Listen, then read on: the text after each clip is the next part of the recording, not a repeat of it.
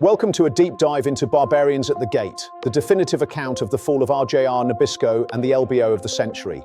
This story isn't just about business, it's a saga of greed, ambition, and the radical transformation of American capitalism.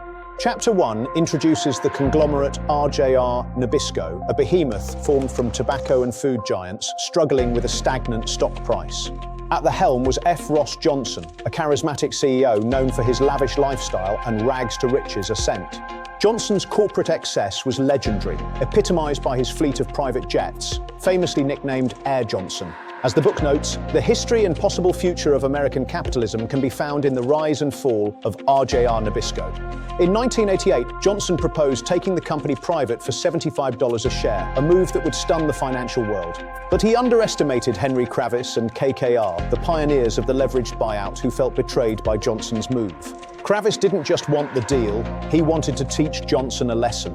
The bidding war was about to explode into a gladiator arena. What followed was described as a modern-day Roman gladiator arena with no mercy for the weak or the unprepared. The fuel for this fire? Junk bonds. Michael Milken's high-yield, high-risk instruments allowed the underdogs to challenge giants. The book highlights the cynicism. The deals produced fees for advising, fees for lending, regardless of success. Shearson Lehman, Forstmann Little, Goldman Sachs, every major player on Wall Street was now circling the carcass of RJR Nabisco. The irony? This battle for billions was ultimately about the mundane, cookies and cigarettes, Nabisco and Reynolds. Leverage buyouts allowed small firms to swallow giants by using the target's own assets as collateral for the massive debts. The book paints a vivid picture of the 80s, arrogant and ruthless businessmen living in a world of pure, unadulterated excess. As the bids climbed from $75 to $90 and beyond, the atmosphere turned toxic. Long-standing corporate relationships were shredded. Johnson's own hubris was his undoing. His proposed contract included personal perks that shocked even the most hardened bankers.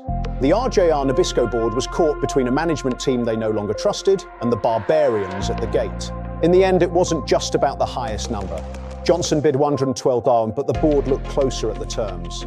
Surprisingly, they chose KKR's $100 bid. They felt KKR's offer was more secure and far more ethically sound for the company.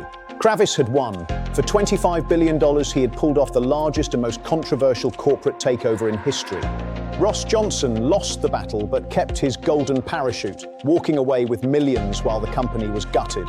The aftermath was brutal. The company was saddled with massive debt, forcing KKR to sell off beloved brands to stay afloat. The tobacco business, once a guaranteed cash cow, began to stumble under the weight of debt, litigation, and market shifts. The RJR Nabisco deal marked the peak and the beginning of the end for the unbridled LBO craze of the 1980s. It remains a cautionary tale about what happens when financial engineering takes precedence over actual business building. As Burrow and Hellier concluded, at the end of the day, it was all about the money, no mercy for the weak. Thanks for joining this journey into corporate history. Don't forget to like and subscribe for more deep dives into the world of business.